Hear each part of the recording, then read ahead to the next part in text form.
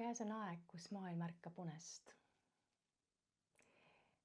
See on hetk, mil uinunud mälestused hakkavad sügavalt sisemuses liikuma, kus kutse hinge algsele päritolule muutub valjuks ja aeg nagu peatuks, et anda ruumi mäletamisele.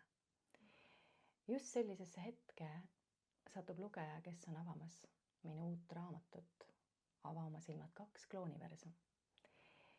See ei ole lihtsalt tekst. See on teejuht tagasi iseenda, oma suveräänsuse, hinge, algallika teadmiste ja oma tõelise olemuse juurde. Sellesse raamatusse olen koodanud teadmised, mis on olnud peidetud, moonutatud või kustutatud. Need on vastused kõikidele nendele küsimustele, mis on olnud minu enda sees juba aastakümneid. Need teadmised pole surnud.